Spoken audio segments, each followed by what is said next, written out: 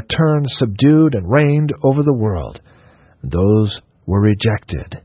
God did not choose them for his people, but left them for many ages under gross heathenish darkness, to perish for lack of vision, and chose one only people, the posterity of Jacob, to be his own people, and to give them the means of grace. Psalm 147, verses 19 and 20. He showeth his word unto Jacob, his statutes and his judgments unto Israel. He hath not dealt so with any nation, and as for his judgments, they have not known them.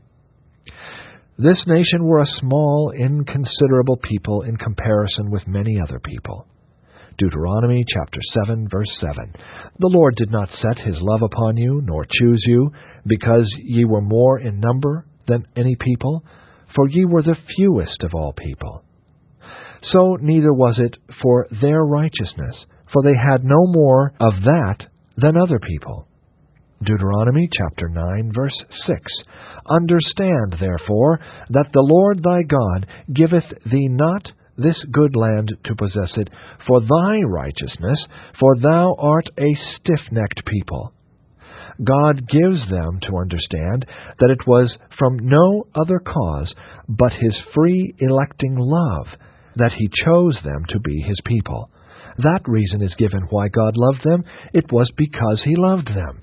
Deuteronomy chapter 7, verse 8, which is as much as to say, it was agreeable to his sovereign pleasure to set his love upon you.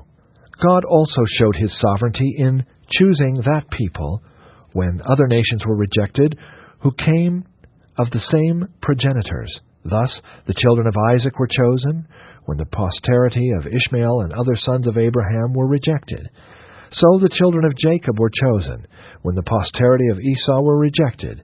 As the apostle observes in the 7th verse, neither because they are the seed of Abraham are they all children, but in Isaac shall thy seed be called. And again in verses 10, 11, 12, and 13. And not only this, but when Rebekah also had conceived by one, even by our father Isaac, the children moreover, being not yet born, neither having done any good or evil, that the promise of God according to election might stand, not of works, but of him that calleth, it was said unto her, the elder shall serve the younger. As it is written, Jacob have I loved, but Esau have I hated. The apostle has not respect merely to the election of the persons of Isaac and Jacob before Ishmael and Esau, but of their posterity. In the passage already quoted from Malachi, God has respect to the nations, which were the posterity of Esau and Jacob. Malachi chapter 1, verses 2 and 3. I have loved you, saith the Lord. Yet ye say, wherein hast thou loved us? Was not Esau Jacob's brother? Saith the Lord. Yet I loved Jacob, and I hated Esau, and laid his mountains and his heritage waste for the dragons of the wilderness. God showed his sovereignty when Christ came in rejecting the Jews and calling the Gentiles. God rejected that nation who were the children of Abraham according to the flesh, and had been his peculiar people for so many ages, and who alone possessed the one true God, and chose idolatrous heathen before them, and called them to be his people. When the Messiah came, who was born of their nation, and whom they so much expected, he rejected them. He came to his own, and his own received him not. John chapter 1, verse 11. When the glorious dispensation of the gospel came, God passed by the Jews, and called those who had been heathens to enjoy the privileges of it. They were broken off, that the Gentiles might be grafted on. Romans chapter 11, verse 17. She is now called beloved, that was not beloved, and more are the children of the desolate than the children of the married wife. Isaiah chapter 54, verse 1. The natural children of Abraham are rejected, and God raises up children to Abraham of stones. That nation, which was so honored of God, have now been for many ages rejected, and remain dispersed all over the world, a remarkable monument of divine vengeance. And now God greatly diminishes some Gentile nations from others, and all according to His sovereign pleasure. 2. God exercises His sovereignty in the advantages He bestows upon particular persons.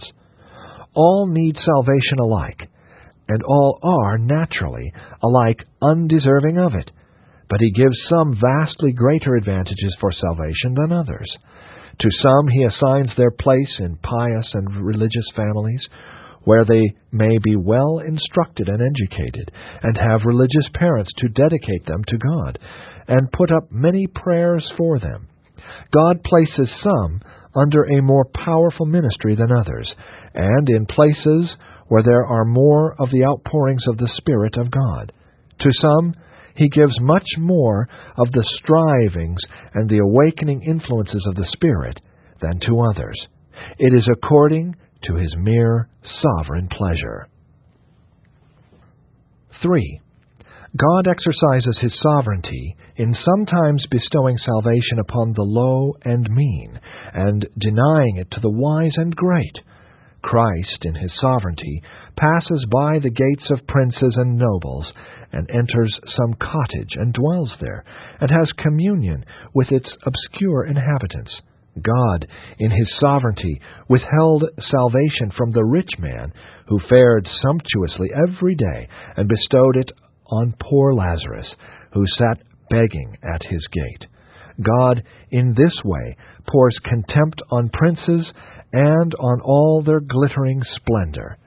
So God sometimes passes by wise men, men of great understanding, learned and great scholars, and bestows salvation on others of weak understanding, who only comprehend some of the plainer parts of Scripture and the fundamental principles of the Christian religion. Yea, there seem to be fewer great men called than others, and God, in ordering it thus, manifests His sovereignty. 1 Corinthians chapter 1, verses 26, 27, and 28. For ye see your calling, brethren, how that not many wise men after the flesh, not many mighty, not many noble, are called, but God hath chosen the foolish things of the world to confound the wise, and God hath chosen the weak things of the world to confound the things which are mighty, and base things of the world and things which are despised hath God chosen, yea, and things which are not, to bring to naught things that are. 4. In bestowing salvation on some who have had few advantages. God sometimes will bless weak means for producing astonishing effects, when more excellent means are not succeeded. God sometimes will withhold salvation from those who are the children of very pious parents, and bestow it on others who have been brought up in wicked families. Thus we read of good Abijah in the family of Jeroboam, and of a godly Hezekiah, the son of wicked Ahaz, and of godly Josiah, the son of a wicked Ammon. But on the contrary, of a wicked Ammon and Absalom, the sons of holy David, and that vile Manasseh, the son of a good Hezekiah. Sometimes some who have had eminent means of grace are rejected and left to perish, and others, under far less advantages, are saved.